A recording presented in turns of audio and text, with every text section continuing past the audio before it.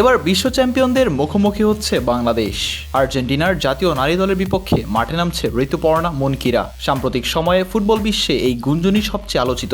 আর্জেন্টিনার মতো বিশ্ব চ্যাম্পিয়ন দেশের নারী দলের বিপক্ষে মাঠে নামতে যাচ্ছে সাফ চ্যাম্পিয়ন বাংলাদেশের মেয়েরা। সামাজিক যোগাযোগ মাধ্যমে এমন খবরে রীতিমতো উত্তেজনার ঝড় বইছে ফুটবল প্রেমীদের মধ্যে। একটা সময় এই কথা স্বপ্ন মনে হলেও এখন তা অনেকের মুখে মুখে। সামাজিক যোগাযোগ মাধ্যমে রীতিমতো ঝড় উঠছে।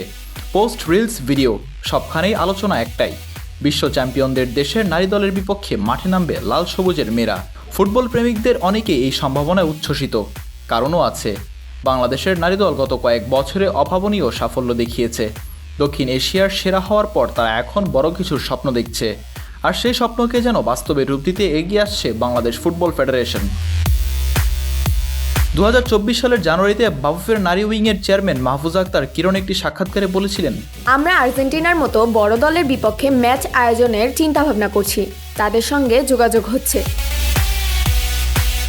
তার এই বক্তব্যই যেন পরিণত হয়েছে সামাজিক যোগাযোগ মাধ্যমে দাবির রূপে। এখানেই থেমে থাকেনি গুঞ্জন, কারো কারো দাবি শুধু আর্জেন্টিনায়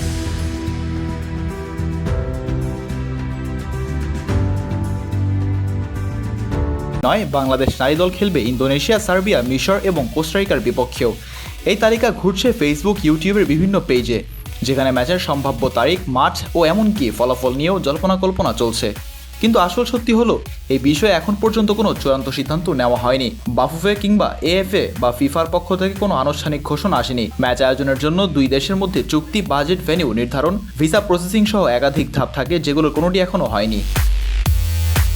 বিশেষজ্ঞরা বলছেন, এমন বড় পরিসরের আন্তর্জাতিক ম্যাচ আয়োজন শুধু ইচ্ছাই হয় না, এর জন্য দরকার সুনির্দিষ্ট পরিকল্পনা ও আনুষ্ঠানিকতা। তাই এই মুহূর্তে আর্জেন্টিনা বাংলাদেশ নারী দলের ম্যাচ নিয়ে যা ছড়াচ্ছে তার অধিকাংশই গুজব বা বিভ্রান্তিকর। ফুটবল প্রেমীদের পরামর্শ, গুজবের পিছনে না ছুটে অপেক্ষা করতে হবে বাফুফে কিংবা সংশ্লিষ্ট সংস্থার পক্ষ থেকে আনুষ্ঠানিক ঘোষণার। কারণ জাতীয় দলকে ঘিরে আশা থাকুক, কিন্তু তা যেন বাস্তবতার ছায়ায় দাঁড়িয়ে থাকে।